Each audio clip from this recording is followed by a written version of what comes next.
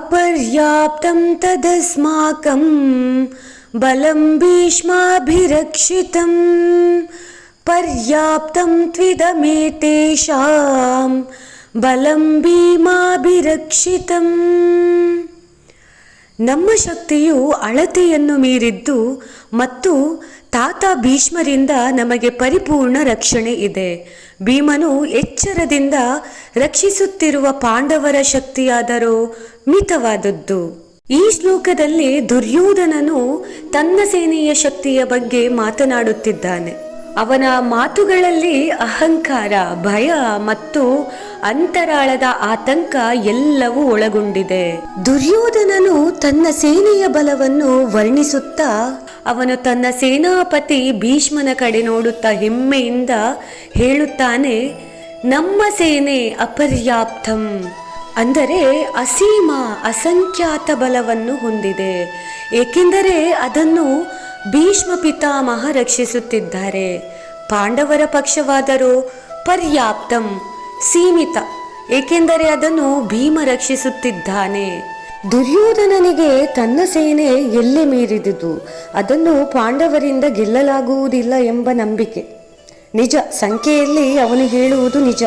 ಪಾಂಡವರ ಸೈನ್ಯ 7 ಅಕ್ಷೋಹಿಣಿಯಾದರೆ ಕೌರವರದ್ದು 11 ಅಕ್ಷೋಹಿಣಿ. ಆದರೂ ದುರ್ಯೋಧನನ ಬಾಯಿಯಲ್ಲಿ ಹಾಗೆ ಹೇಳುತ್ತಿದ್ದರೂ ಅವನಿಗೆ ಮನಸ್ಸಿನಲ್ಲಿ ಏನೋ ಅಳುಕು.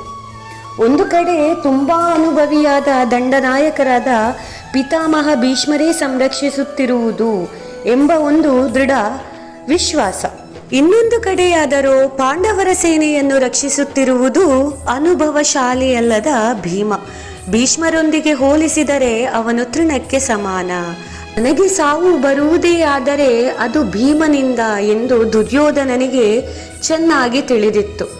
ಆದರೆ ಭೀಮನಿಗಿಂತ ಬಹುಶ್ರೇಷ್ಠ ಸೇನಾನಾಯಕರಾದ ಭೀಷ್ಮರು ತನ್ನ ಕಡೆ ಇರುವುದರಿಂದ ತನ್ನ ವಿಜಯದ ದೃಢ ವಿಶ್ವಾಸ ಅವನಿಗಿತ್ತು.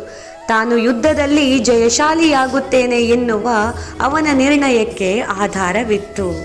ಈ ಮಾತಿನ ಒಳಾರ್ಥವನ್ನು ನಾವು ಆಳವಾಗಿ ನೋಡಿದರೆ ದುರ್ಯೋಧನನ ಮಾತುಗಳು ಹೊರಗೆ ಆತ್ಮವಿಶ್ವಾಸದಿಂದ ತುಂಬಿದ್ದಂತಿದ್ದರೂ ಅವನ ಹೃದಯದಲ್ಲಿ ಭಯವೂ ಇದೆ. ಅವನಿಗೆ ಗೊತ್ತು, ಪಾಂಡವರ ಸೇನೆಗೆ ಕೃಷ್ಣನ ಆಶೀರ್ವಾದ ಇದೆ, ಆಧ್ಯಾತ್ಮಿಕ ಶಕ್ತಿ ಅವರ ಪಕ್ಕದಲ್ಲಿದೆ. ಭಗವದ್ಗೀತೆಯ ಈ ಶ್ಲೋಕವು ನಮಗೆ ಒಂದು ಆಳವಾದ ಸಂದೇಶವನ್ನು ನೀಡುತ್ತದೆ.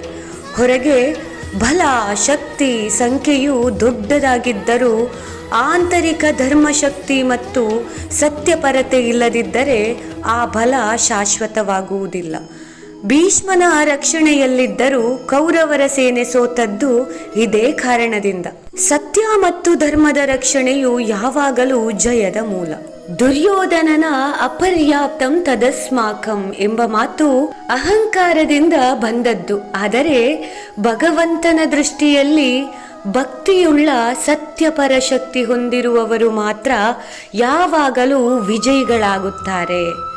ಬಾಹ್ಯ ಬಲಕ್ಕಿಂತ ಧರ್ಮಬಲ ಮತ್ತು ಸತ್ಯಬಲವೇ ಶ್ರೇಷ್ಠ. ಯುದ್ಧ ಜೀವನದ ಯಾವ ಕ್ಷೇತ್ರದಲ್ಲಾದರೂ ನಮ್ಮ ಪಕ್ಕದಲ್ಲಿ ಸತ್ಯ, ನ್ಯಾಯ ಮತ್ತು ಭಗವಂತನ ಅನುಗ್ರಹ ಇದ್ದರೆ ಅದೇ ನಿಜವಾದ ಅಪರ್ಯಾಪ್ತ ಶಕ್ತಿ, ಅಸೀಮ ಶಕ್ತಿ. ಹರೇ ಕೃಷ್ಣ.